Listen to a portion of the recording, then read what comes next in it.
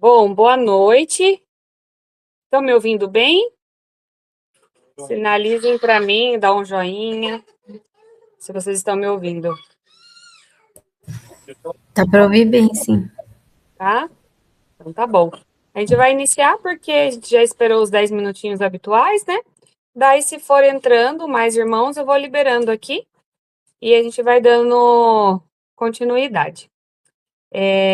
Vamos fazer uma oração? Alguém quer fazer a primeira oração para a gente iniciar o estudo?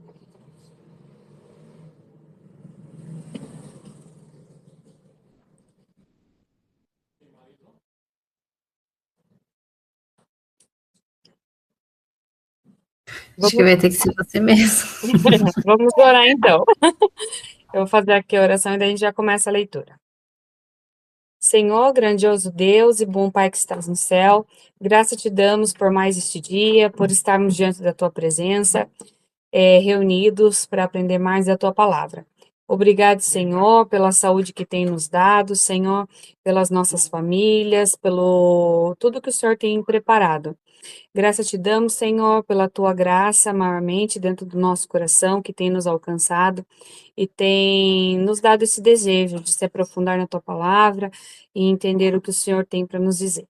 Senhor, obrigado por tudo. Recebe esta oração em nome de Jesus. Amém. Bom, hoje a gente está indo para o último dia do estudo, né, do livro de Filipenses, a Carta da Alegria, e nós vamos ler o capítulo 4 e dar continuidade seguindo o PDF, né, no mesmo modelo do que já foi feito nas semanas anteriores. A gente vai vendo as perguntas, respondendo, desenvolvendo, conversando, tá? Então, primeiro a gente vai começar com a leitura do capítulo 4 do livro de Filipenses, tá? Começa assim: Portanto, meus irmãos, a quem amo e de quem tenho saudade. Eu tô lendo na versão NVI, tá? Vocês que são a minha alegria e a minha coroa, permaneçam assim, firmes no Senhor, ó amados. O que eu rogo a Evódia e também a Sintique é que vivam em harmonia no Senhor. Sim, e peço a você, leal companheiro de jugo, que as ajude, pois lutaram ao meu lado na causa do Evangelho, com Clemente e meus demais cooperadores. Os seus nomes estão no livro da vida. Alegrem-se sempre no Senhor. Novamente direi: alegrem-se. Seja a amabilidade de vocês conhecida por todos. Perto está o Senhor. Não andem ansiosos por coisa alguma, mas em tudo, pela oração e súplicas, e com ação de graças, apresente seus pedidos a Deus.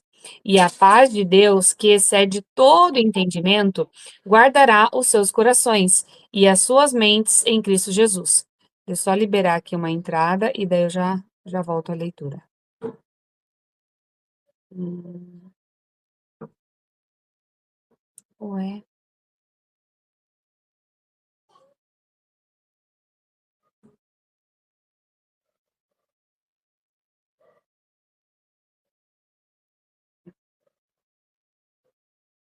Que estranho, tem alguém pedindo para entrar, só que não tá aparecendo para mim na tela.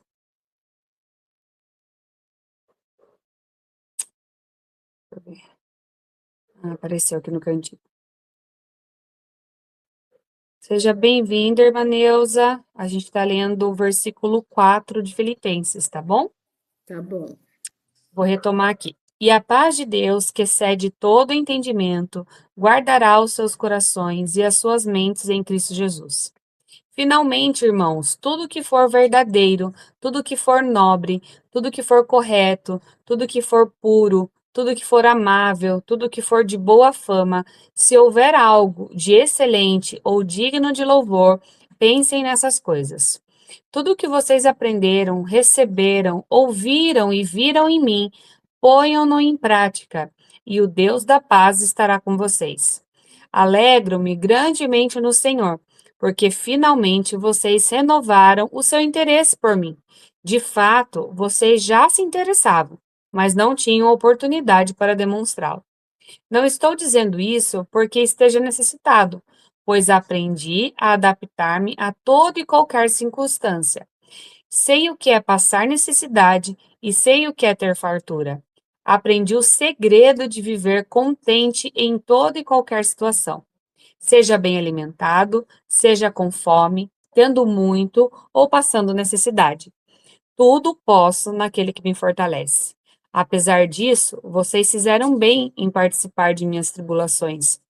Como vocês sabem, Filipenses, nos seus primeiros dias do Evangelho, quando parti de Macedônia, nenhuma igreja partilhou comigo no que se refere a dar e receber, exceto vocês. Pois estando eu em Tessalônica, vocês me mandaram ajuda, não apenas uma vez, mas duas, quando tive necessidade. Não que eu esteja procurando ofertas, mas o que pode ser creditado na conta de vocês. Recebi tudo o que tenho e mais Recebi tudo e o que tenho é mais que suficiente. Estou amplamente suprido. Agora recebi de Epafrodito os donativos que vocês enviaram. Elas são uma oferta de aroma suave, um sacrifício aceitável e agradável a Deus. O meu Deus suprirá todas as necessidades de vocês, de acordo com as suas riquezas em Cristo Jesus. A nosso Deus e Pai, seja a glória para todos sempre. Amém. Saúdem a todos os santos em Cristo Jesus. Os irmãos que estão comigo enviam saudações. Todos os santos lhe enviam saudações, especialmente os que estão no palácio de César. A graça do Senhor Jesus Cristo seja com o espírito de vocês. Amém. Então, aqui a gente acabou de ler o capítulo 4, né, da carta aos Filipenses. E, mais uma vez, somente a leitura já seria o suficiente, né? Porque é muito bonito de ler e fala muito ao nosso coração só na leitura, porque vem muito de encontro com o nosso dia a dia. Mas, né, nós temos um estudo aqui para a gente poder aprofundar mais e conhecer um pouquinho mais e falar um pouco, né, a respeito dessa carta. Então, aqui aparecendo para vocês aí na tela, eu vou rolar, a gente está na apostila, a gente está no dia 22, né? Essa parte aqui eu não vou fazer, porque a gente já está com um dia a mais hoje, então pode ser que fique um pouquinho mais extenso. E a gente vai começar aqui, ó, no para ir mais fundo. Vamos lá. Abrir a minha colinha aqui. E a primeira pergunta é assim: seja a amabilidade de vocês conhecidas por todos, está lá no verso 5. Você sabe qual o significado bíblico para a amabilidade? Leia Gálatas 5:22, Tito 3:2, Tiago 3:17, Provérbios 15:4 e reflita e faça anotações sobre o que compreendeu e como pode colocar em prática a amabilidade. Aqui eu acho importante a gente ler Gálatas 5:22 e Tito 3:2, tá? Só para a gente contextualizar um pouquinho. Então vamos lá. Deixa eu ver aqui. Gálatas 22. Gálatas 5.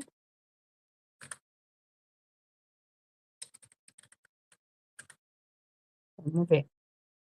Então, em Gálatas 5, o verso 22 diz assim: Mas o fruto do Espírito é o amor, a alegria, paz, paciência, amabilidade, bondade, fidelidade, mansidão e domínio próprio. Contra essas coisas não há lei. Então, aqui a gente vê que a amabilidade é um fruto do Espírito, né? Então, a gente leu Gálatas 5 e agora vamos ler Tito 3. Tito 3.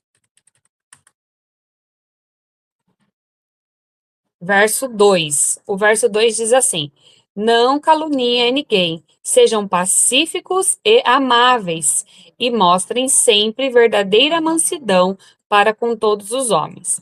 Então, aqui nós tivemos dois exemplos, né, da palavra amabilidade, para que a gente possa refletir e ver o sentido bíblico, né, de cada uma delas. Quando Paulo diz, seja a amabilidade de vocês conhecida por todos, a palavra usada, ela carrega uma ideia de mansidão, de moderação, de doçura, é uma doçura firme, né? Um equilíbrio interior, que seria aí talvez um domínio próprio, e que ela se expressa em atitudes externas.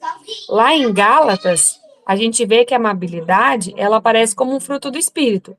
Então, não é um traço assim de personalidade, ela é resultado da ação do Espírito Santo em nós. Então, ela nasce de um esforço, ela não nasce assim de um esforço que a gente tem, um esforço humano, eu preciso ser amável, eu preciso ser amável, né? Mas ela é de uma vida que é entregue a Cristo. Então, não adianta ficar acordar todos os dias e falar, hoje eu vou ser amável, hoje eu vou ser amável, que isso não vai fluir naturalmente, ela flui de acordo com o Espírito Santo trabalhando em nós. Em contrapartida, eu também não posso cruzar os meus braços e falar, hoje eu não fui amável, mas é porque o Espírito Santo não trabalhou em mim. Não. É, aqui a gente sabe que tudo é a ação do Espírito Santo em nós, mas tem também a nossa busca, né? A gente tem essa resposta também ao agir do Espírito Santo dentro da gente. E lá na epístola, né, de Tito, fala sobre não difamar, não ser agressivo, mas ser amável, que mostra ali também uma mansidão que ela é para com todos, né? Então, a amabilidade bíblica é praticamente ali você ter isso sobre controle dentro de você de uma forma que você expressa em amabilidade. Não é você ser passivo diante das situações, mas é ter o domínio próprio diante de todas as relações, né? Então a gente não faz tudo de forma passiva, mas a gente faz de forma ativa e de forma onde a gente tem a amabilidade, onde o Espírito Santo, né, que produz isso em nós. Então, isso seria a amabilidade bíblica. Deu para os irmãos entenderem? Tudo ok? A gente pode passar para a próxima? Ou vocês querem fazer alguma observação? Eu achei interessante a forma como você descreveu a amabilidade, né? Que é um agir do espírito, mas só que de acordo com a vida para Deus, né? Então, para Sim. mim, era uma coisa que eu não tinha percebido, mas ficou bem claro, assim. É, porque a gente pensa assim que a gente acorda pensando que tem que ser amável, né? Não, tem que ser amável, e às vezes a gente confunde a amabilidade com ser aquela pessoa boazinha. Ah, Sim, tem que ser aquela pessoa boazinha, que fala assim para tudo, né? E apesar de a gente entender que não é isso, a gente acaba tendo essa visão. Você olha aquela pessoa e fala, nossa, aquela pessoa é tão amável, mas talvez ela não seja, né? Porque às vezes ela está sendo conivente com algo que vai contra a palavra de Deus. E daí isso não é ser amável, né? A gente tem que ter essa ação de acordo com o Espírito Santo, sim, até exatamente. no momento da nossa amabilidade, né? Bom, então tá, vamos passar aí para a próxima. Perto está o Senhor. Leia Mateus 24, do 36 ao 51, e reflita sobre a vinda de Cristo. Como você espera viver enquanto o aguarda, ou enquanto aguarda esse glorioso dia? Essa aqui, né? Vamos lá. Vamos ler aqui então Mateus 24, tá? Eu vou abrir aqui para a gente ler. Nem tô pedindo para vocês lerem, que eu sei que vocês estão aí nos corre. Mateus 24. Mateus 24, NVI, 36 ao 51. É um pouquinho coisa assim extenso, mas é importante a gente ler para poder contextualizar, tá? Então vamos lá. Quanto ao dia e a hora, ninguém sabe, nem os anjos do céu, nem o filho, senão somente o Pai. Como foi nos dias de Noé, assim também será na vinda do Filho do Homem. Pois nos dias anteriores ao dilúvio, o povo vivia comendo e bebendo, casando-se e dando-se em casamento, até o dia em que Noé entrou na arca. E eles nada perceberam, até que veio o dilúvio e os levou a todos. Assim acontecerá na vinda do Filho do Homem. Dois homens estarão no campo, um será levado e outro deixado. Duas mulheres estarão trabalhando no moinho, uma será levada e a outra deixada. Portanto, vigiem, porque vocês não sabem em que dia virá o Senhor. Mas entendam isso: Se o dono da casa soubesse a que hora da noite o ladrão viria, ele ficaria de guarda e não deixaria que a sua casa fosse arrombada. Assim também vocês precisam estar preparados, porque o Filho do Homem virá numa hora em que vocês menos esperam. Quem é, pois, o servo fiel e sensato, a quem seu senhor encarrega da sua casa para lhe dar alimento no tempo devido? Feliz o servo a quem seu senhor encontra fazendo assim quando voltar. Garanto-lhes que ele o encarregará de todos os seus bens. Mas suponha que esse servo seja mau e diga a si mesmo: Meu senhor se demora. E então comece a bater em seus conservos e a comer e a beber com os beberrões. O senhor daquele servo virá num dia em que ele não espera e numa hora que ele não sabe.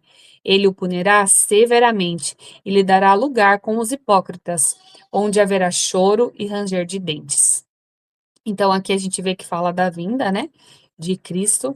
É bem impactante o texto, faz a gente refletir, mas a gente poderia falar muito sobre esse capítulo, né, teria muito a gente tirar, mas a gente tem pouco tempo, então a gente vai se ater aqui à nossa pergunta, né? Então, como você espera viver enquanto aguarda esse glorioso dia? Eu coloquei aqui a resposta que a postura correta é uma postura de vigilância e de fidelidade, como a gente vê ali com o servo. Ele estava aguardando a vinda ali do Senhor dele e fazendo de forma fiel. Ele não estava aguardando e fazendo de forma infiel de qualquer jeito, né? Então a gente tem essa esperança de que Cristo virá, mas a gente precisa aguardá-lo de forma fiel. Então nós não vamos agir de qualquer maneira. A volta de Cristo, ela não nos chama a abandonar as responsabilidades, mas a cumpri-las com integridade. Então, nós sabemos que nós temos responsabilidades, né? Então, a gente não cruza os braços, Jesus está voltando, então eu não preciso fazer nada, não preciso trabalhar, não preciso, né, ter os meus afazeres. Não. Ela nos chama a cumprir essas responsabilidades do dia a dia com integridade, assim como Jesus faria. Ou seja, né, não é esperar parado, é servir, amar, discipular, né, anunciar. E, e a pergunta é assim, não é quando ele virá, né? Mas a gente precisa ter a pergunta em mente. Se ele viesse hoje, encontraria meu coração fiel? Né? Então, é uma pergunta para a gente refletir no nosso dia a dia. Porque, só liberar uma pessoa aqui.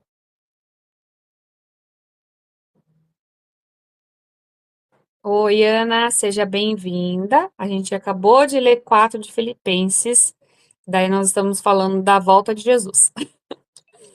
Então, pegando o gancho aqui, Tô atrasada, mas eu vou ficar ouvindo. você tá desculpada, hoje é aniversário da Ana. Tô por aqui também. Tá, ó, a minha tela aqui, uma delas bugou, Parabéns, hein, ficou Ana? preta, daí eu vou falar pro Rafa vir ver aqui, peraí. Rafa, Obrigado. sim, ó, olha o jeito que ela ficou. Daí eu não consigo ler o estudo. Que estranho, né? Deixa eu apertar o ESC. Não é.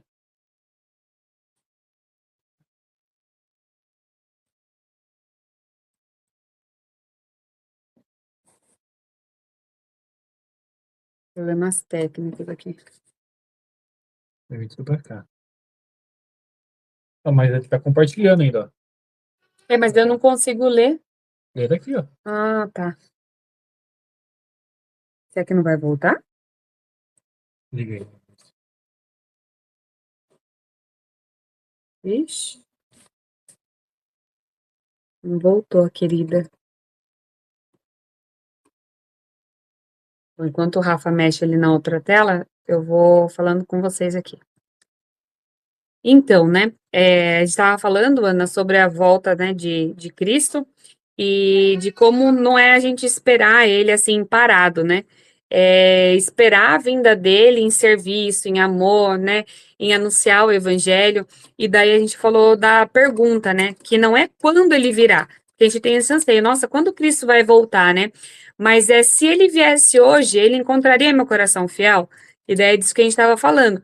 Porque viver aguardando esse dia é viver com a eternidade já pensando na responsabilidade. Assim, viver pensando na eternidade, né? A gente vive o hoje pensando na eternidade, mas com a responsabilidade aqui do presente, né? Voltou aqui a tela. Ativamente, né? A gente ativamente no presente trabalhando, servindo, né? E não esperando o retorno de Cristo de braços cruzados. Vocês querem falar algo sobre isso? Se ele viesse hoje, se ele encontraria o coração fiel? Alguém quer responder? Quer falar alguma coisa? Acrescentar? Fiquem à vontade, viu?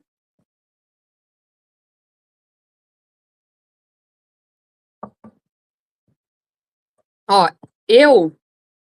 aqui não é revelação, né? Não tô tendo uma revelação aqui. Mas eu creio que o Senhor encontraria o coração de vocês fiel. Não sem pecado, mas fiel. O fato de nós estarmos aqui dedicando um pouquinho do nosso tempo, desde que as motivações sejam pelo motivo correto, já demonstra um coração que está em busca do crescimento espiritual. Então, eu creio que não sem pecados, mas fiel, ativamente, nós estamos aqui aguardando a vinda de Cristo. Então, tem a reflexão e a oração que diz assim: ore por uma vida abundante, não nos prazeres do mundo, mas centrada na pessoa de Cristo. Se vocês puderem anotando esses pontos de oração, que depois a gente faz, geralmente a gente finaliza, né, faz uma oração, mas vocês podem orar na casa de vocês por esses pontos específicos, né? Vigiai, pois, porque não sabeis em que dia vem o vosso Senhor. E é interessante porque a gente pensa na vinda de Cristo como o evento, né? Ele vindo em nuvem de glória. Mas o Senhor pode voltar para nós através da morte, né? Nos buscar para que a gente possa morar com Ele. E esse dia ninguém sabe, né? A gente não sabe quando ele vem em nuvem de glória e a gente não sabe também quando ele vem, né, nos levar. Então, é bem isso aqui, ó, vigiar, porque não sabeis nem o dia nem a hora que vem o Senhor. A gente pensa muito na vinda de Cristo, mas a gente pode ir até Ele também, né? Então, a gente precisa estar sempre numa constante comunhão com o Senhor. Bom, a próxima pergunta é: Paulo não deixa de expressar seu amor aos irmãos. Ele os chama de sua alegria e coroa, que é um ornamento de honra. Paulo descobriu o valor da alma dos homens, o significado de produzir frutos para a eternidade, apontando pessoas para Deus e levando o conhecimento de quem é Jesus. De forma prática, hoje, como você pode começar a contribuir para o evangelho de Cristo, né? Então a gente vê que o evangelho, ele não é apenas uma mensagem, o evangelho ele é relacionamento, né? Relacionamento entre pessoas e entre irmãos, né? É frutificar e gerar vida espiritual nos outros. É como quando a gente é impactado com a verdade de criar filhos, né? A gente está criando filhos, frutos para a eternidade, né? Então, você pensa assim, nossa, antes, né, eu pensava assim, eu quero que minha filha seja médica, ou advogada, um exemplo, tô só falando ou seja bem-sucedida, enfim, ter um negócio próprio aí, milionário. A gente sempre pensa nesses pontos, nesses aspectos aqui da nossa vida, né, terrena, secular. Mas a gente está criando frutos para a eternidade, para que eles glorifiquem a Deus. Então, quando a gente é impactado com essa verdade, para mim mesmo, foi um choque, assim. A realidade, o peso de estar criando um filho de Deus, né? Uma pessoa que vai glorificar o nome do Senhor, que vai propagar o nome dele. Então, isso é um fruto para a eternidade. E isso me impactou em relação aos meus filhos. Mas Paulo foi impactado com isso em relação a todos os irmãos, porque ele descobriu o significado, o valor ali de cada alma, né, que ele anunciava o evangelho. Então, num ministério ou na vida como pais ou na vida como servo de Deus, a maior recompensa para nós são as vidas que são alcançadas pelo Evangelho de Cristo. Para mim, hoje, né, igual eu falei para vocês, Evelyn, a forma mais prática que eu vejo de estar contribuindo para o avanço do Evangelho é ensinando o caminho de Cristo para os meus filhos. Mas, assim, de uma forma simples e abrangendo não só a nossa casa, a gente contribui para o avanço do Evangelho vivendo de forma coerente com o que o Evangelho, né, que a gente prega, falando naturalmente de Jesus nos nossos relacionamentos, no nosso negócio, no nosso dia a dia, né, apoiando a obra de Deus financeiramente, ou, né, ativamente fazendo algo, ou em oração, e usando os nossos dons, sejam eles qual forem, é, aonde a gente estiver, né, e de forma ativa e como a gente puder. Então, a gente acha que trabalhar, né, para o Senhor é só sendo um pastor ou estando em algum ministério ou tendo uma boa eloquência, um bom estudo, mas não. Trabalhar para o Senhor é no nosso dia a dia, né? Com os dons que a gente tem, como a gente pode, né? É, e se esforçando. Então, essa seria a minha resposta, né? Da forma prática da gente contribuir para o avanço do Evangelho. Se vocês quiserem contribuir com alguma coisa também, podem falar antes da gente passar aqui para a próxima pergunta.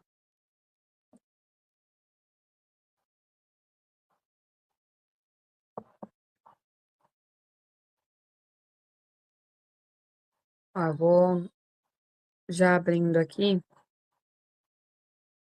Apocalipse, que a gente vai precisar ler. Mas se alguém quiser falar, tá? Pode falar.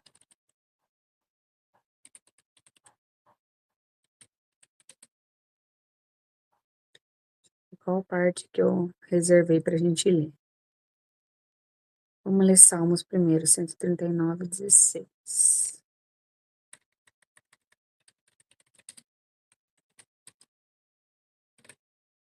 Bom, então aqui na segunda pergunta diz assim: Você sabe o que significa o livro da vida? Paulo disse que as pessoas que cooperavam com ele no Evangelho tinham seus nomes escritos nele. Quando servimos a Jesus, temos a confiança na vida eterna, porque Ele é o caminho, a verdade e a vida, e por meio dele temos a certeza que os nossos nomes estão escritos no livro da vida. Leia os textos bíblicos, Salmo 139, 16, Apocalipse tem uma série aqui de livros para que a gente possa ler, e faça anotações do que compreendeu. Eu reservei aqui para a gente ler, efetivamente, 139, 16. Então, vamos ler aqui, ó. 139, verso 16. Os teus olhos viram o meu embrião. Todos os dias determinados para mim foram escritos no teu livro, antes de qualquer um deles existir. Ou seja, né, nós lá no ventre da nossa mãe, Deus já tinha escrito os nossos nomes no livro da vida antes mesmo de qualquer um desses dias existir. Então, eu reservei essa parte para a gente ler. E também Apocalipse, João, deixa eu ver aqui, 13, deixa eu ver, vamos ler Apocalipse 13, 8. Vamos lá. Só para a gente contextualizar um pouquinho, tá?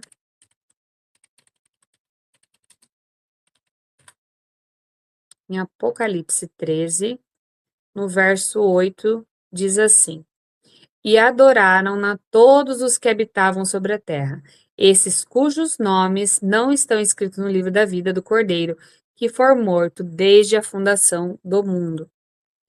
Então, voltando aqui para o nosso estudo,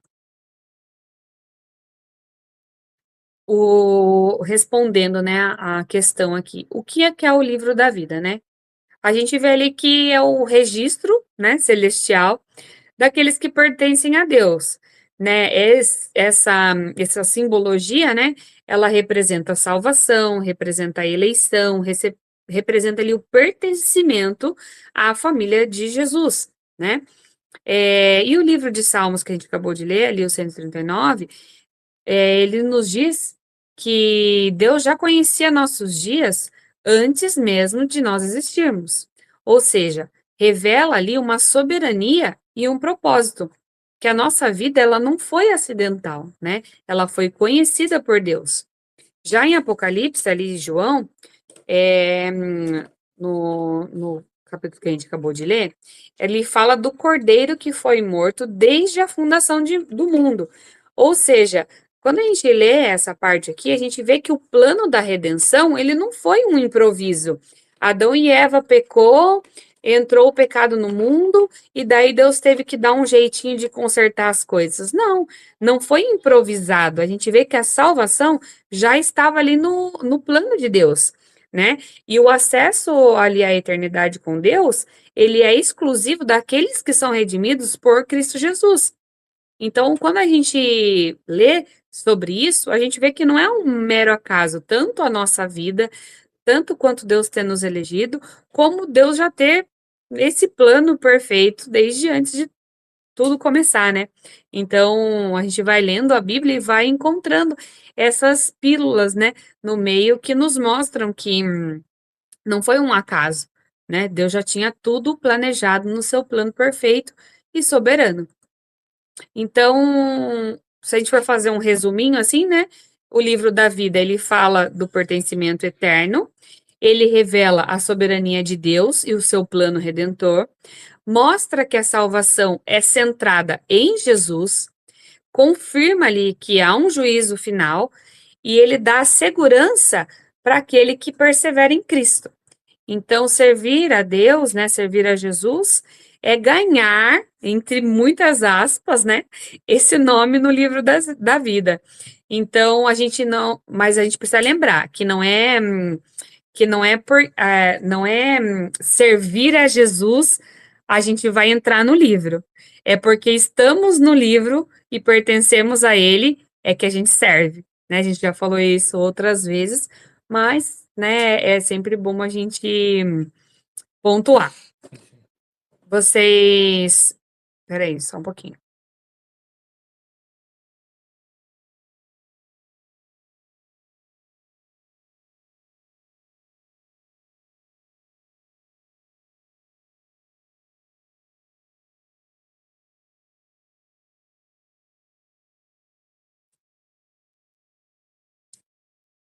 Bom, alguém quer acrescentar alguma coisa nessa parte? Senão a gente vai continuando.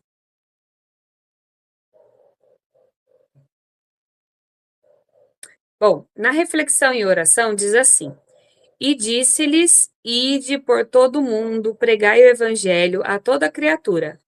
Anunciar o evangelho envolve viver em santidade, em novidade de vida. Pregar e anunciar o nome de Jesus aos que estão ao seu redor.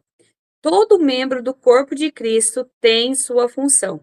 Ore para que o Espírito Santo te capacite a servir onde estiver. Então, né, a gente precisa estar sempre buscando o que o Senhor quer de nós ativamente, né? Vamos continuar aqui. Então, aqui nós estamos no dia 24, para ir mais fundo. Eu marquei uma observação aqui, só ler, porque essa reflexão é muito pessoal. Vamos lá. Não ande ansioso por coisa alguma. Ou como é difícil, né? Você pode se perguntar, mas como? E a palavra de Deus tem a resposta. Elevando todos os seus pedidos em oração a Deus, a gente viu isso no verso 6. Ocupando sua mente com tudo que traz edificação, nós vimos isso no verso 8. Colocando em prática tudo o que aprendemos nas Escrituras, nós vimos isso no verso 9. Para cada um desses conselhos bíblicos, faça anotações de como pode colocá-los em prática. Eu marquei aqui que isso é muito, muito pessoal de cada um, né?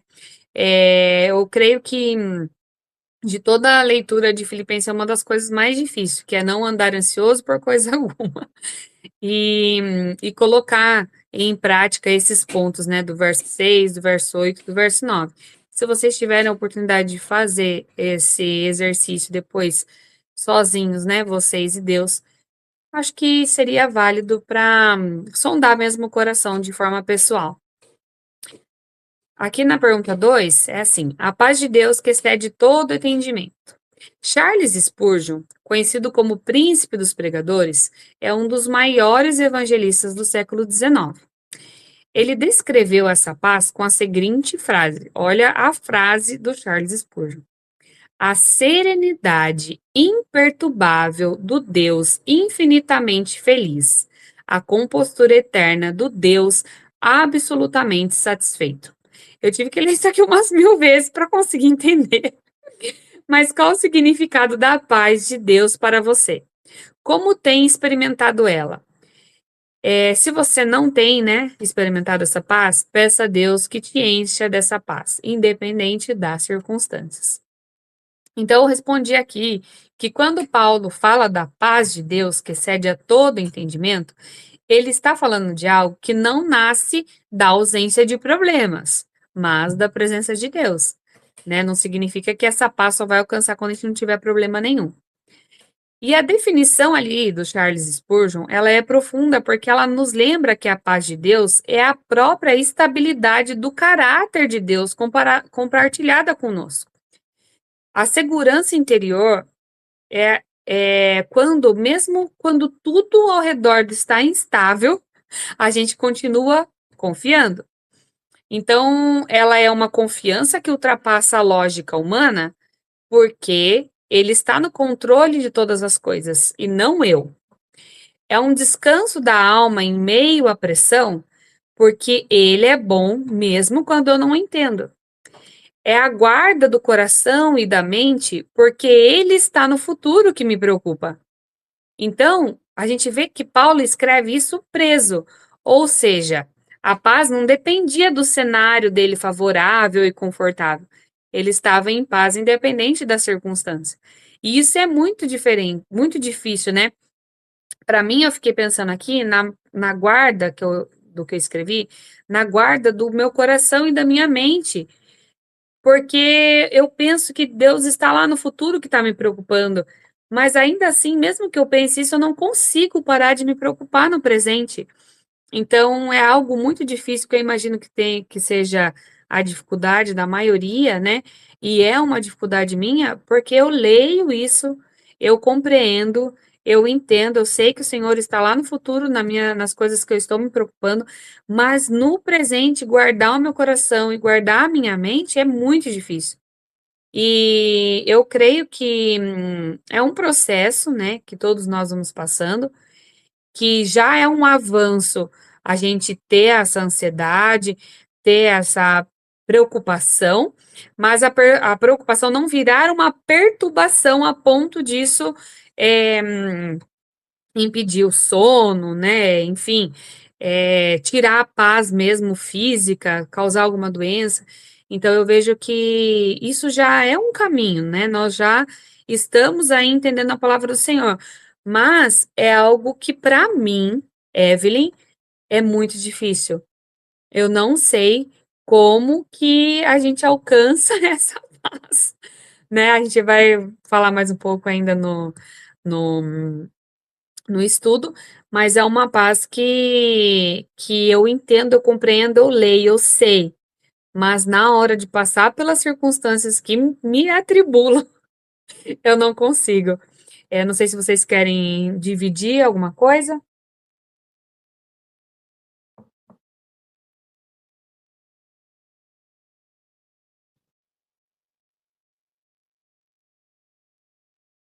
Ó, vou só ler esse pedacinho de novo, tá? Ele está no controle quando eu não estou. Ele é bom mesmo quando não entendo. Ele já está no futuro que me preocupa. Então, a gente precisa pensar sobre isso, muito sobre isso. Na reflexão, está assim: em oração, eleve a Deus tudo que te traz ansiedade e preocupação no seu coração. Oração, súplica e ações de graça. A graça. Deixe tudo aos pés de Cristo na cruz. Vamos continuar, que tá quase.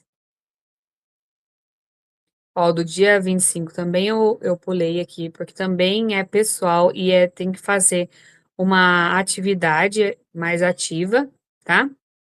E daí nós vamos ler aqui a reflexão e a oração. Sabe as motivações do seu coração que não te deixam seguir os ensinamentos bíblicos hoje? Ore por cada uma delas. Como é feliz aquele a quem o Senhor não atribui culpa e em quem não há hipocrisia. Então reconheci diante de ti o meu pecado e não encobri as minhas culpas. Eu disse: confessarei as minhas transgressões ao Senhor, e tu perdoaste a culpa do meu pecado. Então, colocando em prática, né? Hoje, por exemplo, aconteceram algumas situações que eu me desesperei. Eu me senti ansiosa, eu me senti preocupada, eu ainda estou ansiosa e preocupada. Mas na minha oração, eu tenho que entregar isso ao Senhor, essa minha ansiedade, essa minha preocupação, porque é um pecado no meu coração. Então, eu preciso confessar isso ao Senhor, ele já sabe, óbvio, mas em oração, né? E isso precisa ser feito com tudo do nosso dia a dia. Naquela circunstância onde a gente falha, a gente orar por isso. Eu confesso que eu muitas vezes esqueço, a gente acaba ficando com uma oração mais genérica, às vezes de agradecimento, e esquece de pedir para que o Senhor transforme essas pequenas falhas ou pecados que nós temos no dia a dia, né? Vamos continuar aqui. Tá quase acabando, pessoal. Dia 26. Para ir mais fundo. Viver contente em toda e qualquer situação, seja no muito ou no pouco, com saúde ou sofrendo por falta dela. Paulo diz: aprendi o segredo de viver contente. Analisando tudo que já aprendemos estudando esse livro da Palavra de Deus, você sabe explicar qual é o segredo, entre aspas, do contentamento de Paulo? Acho que todo mundo responderia que o segredo é Cristo Jesus, né? Então, eu escrevi aqui que o segredo, resumidamente, do contentamento de Paulo é que Cristo é suficiente, Cristo é presente, Cristo é força, Cristo é a esperança. Contentamento não é ter tudo, é saber que tendo Cristo, nada que é essencial vai faltar. Então, o contentamento final, né, de tudo é Cristo Jesus. Então, a gente sabe que tendo Cristo em nossas vidas, nada do que se faz essencial falta. Alguém quer responder essa também? Sobre o segredo? Quer acrescentar alguma coisa? Eu acho que não tem um segredo em si, né?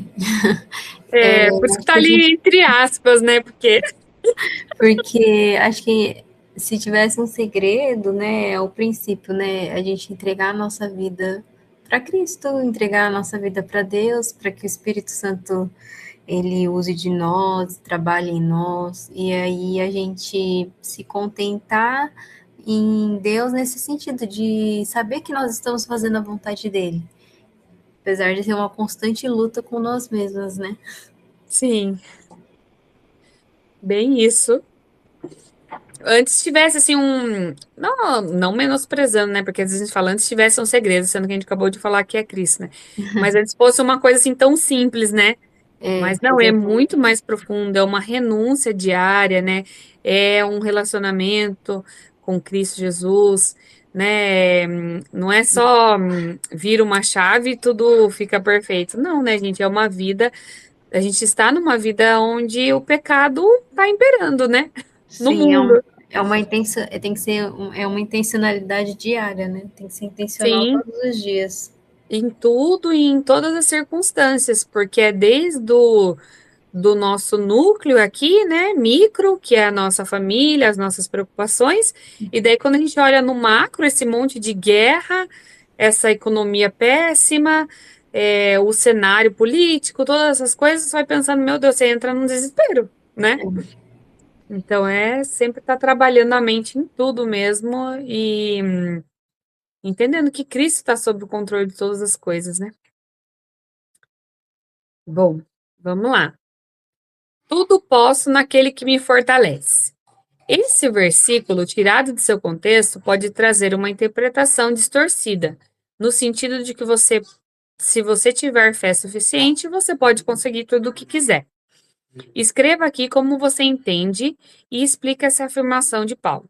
Então, a gente sabe que muitos líderes religiosos, às vezes, usam esse contexto no sentido de que você, principalmente em teologia da prosperidade, de que você, se você acreditar, você vai ser milionário, entendeu? Você vai ser milionário, e você vai fazer uma viagem internacional todos os anos, e você vai ter carro novo. O que acontece é que tudo pode naquele que se fortalece, e se não cumprir, azar é o seu que não teve fé o suficiente, ou então que não conseguiu alcançar aí, entender que tudo você podia naquele que te fortalecia. No fim, se você consegue, né, ok, né, mas como a maioria não vai conseguir ser milionário, você vai ficar com aquele peso de que você que não teve fé. Então a gente sabe que alguns, né, líderes religiosos usam isso de forma muito distorcida, porque não é disso que Paulo está falando. Paulo não está falando que tudo que ele desejar ele vai conseguir. Então, se a gente colocar assim, não é eu consigo tudo que eu desejo, é eu consigo permanecer firme em qualquer cenário, porque Cristo me sustenta, né? Então é totalmente diferente, até porque as pessoas falam tudo posso naquele que me fortalece, num sentido bem diferente, e não falam, olha, Paulo está falando isso aqui na prisão, ele não está falando isso aqui com todos os bens livre, leve, solto, curtindo ali as praias, né, do mar ali, lá da Galileia, em qualquer situação ali da Bíblia. Não, ele está na prisão. Então, a gente às vezes utilizam esse versículo totalmente fora do contexto, esquecendo que Paulo ali está preso. Então, a força ali não vem dele em si, vem da fé, vem da pessoa de Cristo. Esse versículo, né, ele nada tem a ver assim com os sonhos terrenos, absolutamente nada. É tudo sobre força espiritual para atravessar qualquer estação da vida, né?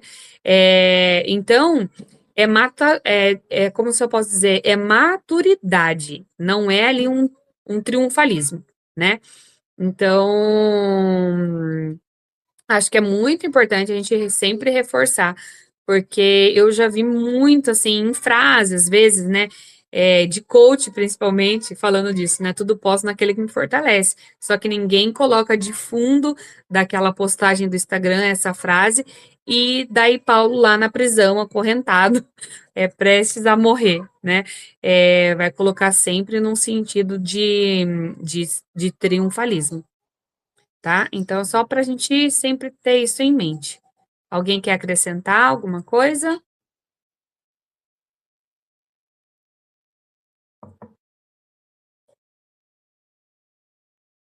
Bom, vamos ler aqui então a reflexão e oração. Você pode ter paz em Cristo mesmo nos momentos mais difíceis que enfrentar. A força para esse enfrentamento não virá de você, ela vem do seu Salvador. É Ele quem te fortalece através do relacionamento diário que tem com Ele. Quando lê as Escrituras, quando se dedica em tempo de oração e servindo aos seus. Entregue suas aflições ao Pai, agora, e procure gastar um tempo de qualidade com Ele. Esse aqui, ó, você pode ter paz em Cristo mesmo nos momentos mais difíceis.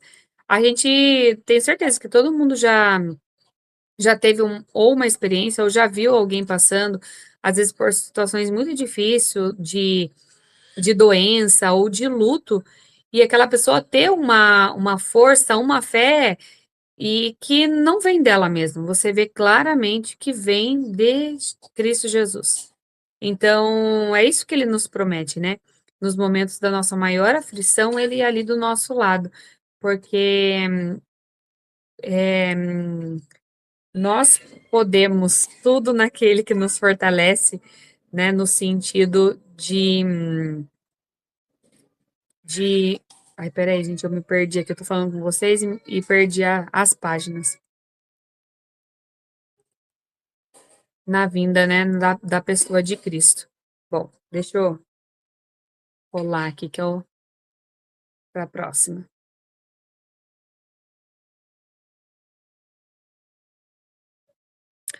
No versículo 17, Paulo diz que aqueles que o estavam enviando doações teriam também algo creditado em sua conta, aqui entre aspas também.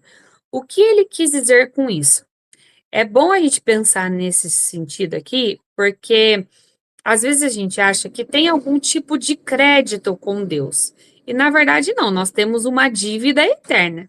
Ninguém aqui acumula pontos, né, do cartão de crédito para depois a gente trocar por dons, por bens, né? Igual a gente faz ali acumulando pontos no cartão. Por milhas, né? Não tem nada a ver com isso. Então a gente tem uma eterna dívida com o Senhor. Mas o que que ele quis dizer com isso, né? Quando ele diz que o fruto seria creditado na conta deles, ele está usando uma linguagem financeira para explicar uma realidade espiritual, né? Ele não estava ali interessado em dinheiro em si, ele estava interessado no fruto espiritual produzido pela generosidade deles. Ou seja, não era uma prosperidade e não era uma troca comercial ali com Deus. O que que significava? Uma recompensa espiritual, né? Porque, de certa forma, quando nós fazemos alguma coisa para o Senhor, não que a gente vai ter um lugar especial, nada disso, mas é uma recompensa espiritual no sentido de que nós não estamos fazendo para nós, mas fazendo para o Senhor, e servir é algo que nos traz crescimento espiritual. É gerar um fruto eterno, por exemplo, fazer para o Senhor, anunciar o evangelho. Essas pessoas que são convertidas são frutos eternos, né, para a eternidade. Ali está falando numa participação em relação à obra do evangelho e esse crescimento espiritual que é causado em nós por meio dessa generosidade. Então, é disso que ele estava falando, né? Ele não estava falando ali que você dando dinheiro, você estava tendo crédito com Deus. Então, eles estavam investindo não em algo terreno, que eles teriam alguma recompensa aqui, e nem comprando um pedacinho do céu, mas eles estavam investindo em algo eterno, no sentido de que o evangelho estava sendo propagado, tá? Então, deu para vocês entenderem bem essa parte aqui, porque pode gerar, às vezes, alguma confusão, né? Achando que a gente está aí com crédito com Deus. Ficou bem explicado, ou se não dá para explicar de novo, porque eu achei um pouco confuso assim de passar.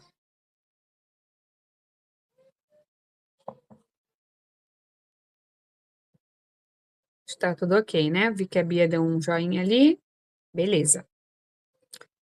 Então, aqui na reflexão diz assim: nosso sustento vem do Senhor, e todo o dinheiro que Ele coloca à nossa disposição deve ser usado com sabedoria para a sua glória, para nosso sustento, para abençoar os que não têm e para contribuir com o avanço do reino.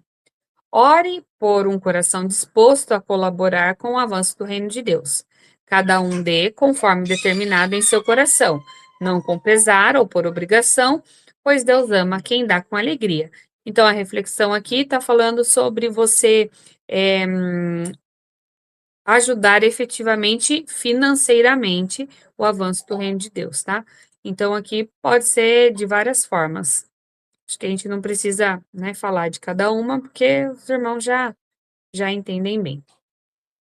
Bom, vamos para o dia 28 aqui. Leia novamente o versículo 22. O que te chama a atenção aqui? Quem envia saudação aos cristãos em Filipos? Nós já vimos no início do nosso estudo que Paulo pregava aos guardas que estavam acorrentados a ele. E aqui nós vemos o resultado disso.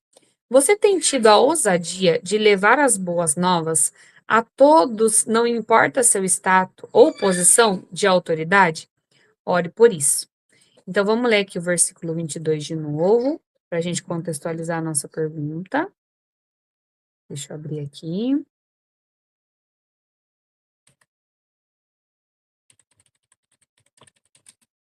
Filipenses 4, versículo 22. Todos os santos lhe enviam saudações, especialmente os que estão no palácio de César. Então, aqui, né, o que nos está chamando a atenção é essas pessoas ali da casa de César estarem mandando saudação. Ou seja, pessoas ligadas ali ao centro do poder do Império Romano, mandando saudação, né? Sendo convertidas. E o que isso revela, assim, para nós, né? Porque Paulo, ele estava ali preso em Roma, sobre uma custódia imperial. Naturalmente, isso ia parecer que ele estava limitado, tipo, não vou poder fazer nada aqui dessa prisão, não tem como eu pregar, como que eu vou falar do evangelho aqui dentro, preso, né? Mas Deus transformou aquela prisão dele num campo missionário. Então, ali, os guardas ouviram o evangelho, os funcionários ali do império, né, ouviram o evangelho, e alguns deles creram. A evidência disso é que eles mandaram saudar os seus irmãos, né? É a evidência de que pessoas foram convertidas. E ali o que era uma cadeia virou púlpito, né? Isso, o que isso nos ensina? Que nenhum ambiente é inacessível para o evangelho, nenhum, né? A gente pode imaginar as piores circunstâncias, não é inacessível para o evangelho. Nenhuma estrutura de poder é maior que o reino de Deus, né? Então a gente não precisa se preocupar com o futuro político, porque nenhuma estrutura vai ser maior que o reino de Deus, e nenhuma circunstância vai impedir o agir de Deus, né? Nada segura o agir de Deus. E daí tem essa pergunta aqui que é complicada, né? Porque você tem tido a ousadia de levar as boas novas a todos, não importa o seu status ou posição de autoridade? A minha resposta é não. Por que é não? No meu caso, eu vou falar para vocês. Vou dar um exemplo simples que às vezes acontece aqui em casa. Às vezes eu estou trabalhando de home office e passa aqui na porta de casa os testemunhas de Jeová. E os testemunhas de Jeová, como esse vídeo aqui ele vai ficar gravado, para quem está assistindo, eles não creem que Jesus é Deus, pelo menos não na forma que nós cremos, como uma trindade, né? Então, esse ponto de doutrina, né, é muito forte. Não crer que Jesus é Deus. E nós sabemos que a Igreja Testemunha de Jeová, ela não crê dessa forma. Então, vocês pensem comigo. Quando eles passam aqui em casa, eu, como crente, sempre tento atender, né? Quando eu posso. Na maioria das vezes eu atendo. Só se eu tô aqui ocupada com as crianças ou tô sozinha. Mas, e deixando claro aqui que eu também respeito muito essas pessoas que saem na rua, bater de porta em porta, no sol, né? Para pregar o evangelho da forma que eles entendem. Mas quando eu recebo essas pessoas aqui em casa, eu não consigo falar do evangelho para elas. E elas precisam ouvir dessa forma que nós cremos, né? Então, elas vêm até a porta da minha casa, elas precisam entender que Jesus é Deus, e eu não consigo passar isso para elas. Às vezes, porque eu estou na correria do dia a dia, porque eu não posso ficar ali no portão, eu tenho que estar com as crianças, mas isso não deveria ser uma desculpa, afinal, Paulo estava preso, né? E eu sei que eu quis dar esse exemplo, porque é um exemplo que acontece comigo, que pode acontecer com muitos de vocês que estão aqui hoje, ou que podem ouvir depois, né? Que às vezes não atende, deixa a pessoa batendo, isso já não é uma atitude de servo de Deus, hein? Mas deixa a pessoa lá batendo, queimando no sol. Ou se atende igual eu, às vezes não tem a ousadia de pregar o evangelho para essas pessoas que necessitam entender quem é Jesus, que ele é Deus, né? Então, essa é uma falha minha, que eu não tenho pregado com ousadia o evangelho, porque é mais fácil para nós pregar em outras circunstâncias. E essa é uma situação que eu deveria estar falando quem é Cristo Jesus, né? Que ele é Deus, sim, de forma respeitosa, mas eu deveria falar, e eu não estou fazendo. Então, nesse ponto, eu não tenho pregado, né, como aqui na pergunta é assim, com ousadia, independente do status, da posição e da autoridade. Nesse ponto, sim, eu sei que de outras formas a gente anuncia o evangelho, né? Até nesse estudo aqui nós estamos anunciando, a gente não sabe para as pessoas que vão chegar agora que fica gravado, né? Mas em algumas situações não estou anunciando o evangelho. Então, alguém quer dividir alguma coisa ou se identificou com essa situação? Senão a gente já vai encaminhando aqui para o final, tá? E morar em condomínio agora. Não vai ter esse problema. Olha, olha o conselho.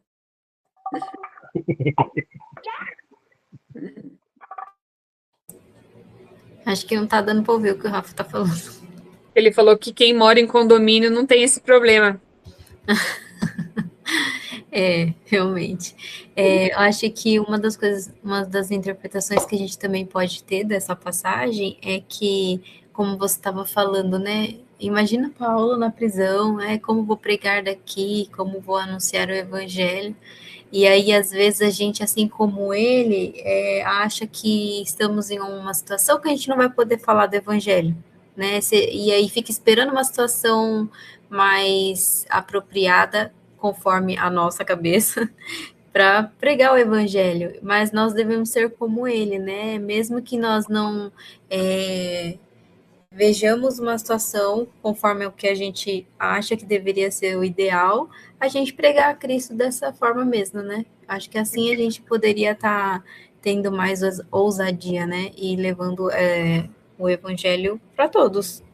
Porque às vezes é numa situação dessa que realmente precisa de alguém que esteja falando do Evangelho de Cristo. Exatamente, é isso aí mesmo. Bom, para a gente fechar o nosso estudo, né? Que hoje é o último dia, tem aqui a reflexão. Nos gloriamos no Senhor, pois somos chamados todos os santos, não por mérito ou esforço, nem por nosso histórico ou família, muito menos por nossas boas obras. É graça, todos os dias é graça. A graça do Senhor Jesus seja com o espírito de vocês. Amém. Então, para a gente fechar aqui o nosso estudo, ao longo daqui da epístola, né, de Paulo, a gente aprendeu algumas coisas. Então, para a gente fechar, vou fazer um apanhadão de tudo. Então, nós aprendemos que a verdadeira alegria não depende das circunstâncias, que a unidade dos irmãos nasce da humildade, Cristo é o nosso maior exemplo de entrega, o sofrimento pode cooperar para o avanço do evangelho, nossa cidadania é celestial, a paz de Deus guarda o nosso coração, o contentamento é aprendido. A gente falou de contentamento esses dias, né, Bia? Então é uma coisa que é aprendida, né? Generosidade produz fruto eterno e nenhuma prisão impede o agir de Deus. No fim, Filipenses não é sobre Paulo, né? Acho que às vezes a pessoa pensa que é sobre Paulo, mas não, é sobre Cristo sendo suficiente na nossa vida. Suficiente na prisão, suficiente na escassez, suficiente na abundância, suficiente na espera e suficiente até o fim, até quando ele voltar, seja em nuvem de glória, ou seja, para nos levar para o teu reino. Que a nossa vida, ela reflita essa verdade, com alegria firme, fé madura e esperança eterna. E daí, né, usando ali o finalzinho de Filipenses, a graça do Senhor Jesus Cristo seja com o espírito de vocês. Amém. Terminamos aí o nosso estudo de Filipenses. Deus abençoe, né, todos os irmãos que participaram todo esse tempo, as pessoas que estão assistindo depois gravado, né, que a gente possa crescer em estatura espiritual e que os irmãos que forem alcançados com esses estudos, né, possam também crescer diante da palavra de Deus entender que a gente é falho, que nós aqui nessa posição de estar, não digo nem ensinando, né, mas colocando nossa carinha aqui para falar, né, da palavra, de certa forma, tentando, né, eh, deixar as coisas mais simples às vezes, ou ajudar no entendimento. Nós todos aqui somos falhos, às vezes a gente vai errar em alguma coisa que a gente falar, às vezes fica meio confuso, acontece falhas técnicas, entra crianças para o meio, mas nós estamos aqui de um coração sincero, tentando de alguma forma falar, né, de Deus, falar de Jesus, da sua graça. Então, quem está aqui, quem vai ouvir depois, possa ser alcançado, né? E que se você ainda não é convertido, que você possa. Isso é uma coisa que vem de Deus, né? Não é você que vai aí, com as forças da sua mão conseguir ser salvo, mas que você tenha o coração aberto para que o Espírito Santo de Deus possa trabalhar em você. É, ninguém vai conseguir explicar para a gente como isso funciona, né? Nós sermos convencidos pelo Espírito Santo, mas ainda assim a gente responder ao Espírito Santo. Ninguém vai dar uma resposta para a gente totalmente satisfatória de como isso acontece, mas a gente sabe que é a fé, né? E ela acontece, e que você, né, que está ouvindo, abra o seu coração para a palavra de Deus, para que o Espírito Santo possa trabalhar em você, né? Que ele possa trocar esse seu coração aí de pedra, né, como um coração rebelde, né, por um coração transformado pelo Evangelho de Cristo. Nós vamos orar agora para a gente finalizar. Alguém pode fazer a oração para nós? Tem essa possibilidade? Senão, eu finalizo aqui. Eu faço aqui, Então tá bom, Bia. eu anotei os pontos de oração, também vou apresentar. Alguém quer fazer algum pedido de oração? Ai, que ótimo. Só apresenta a vida da Ana, que ela tá fazendo aniversário hoje, para que o senhor possa abençoá-la ainda mais. Tá bom, então. Então vamos lá. Senhor, nosso Deus, nosso bom Pai que estás nos céus, mais uma vez nós queremos te agradecer pela finalização de mais um estudo, Senhor, por todos estarmos reunidos aqui, por todos os encontros que tivemos, por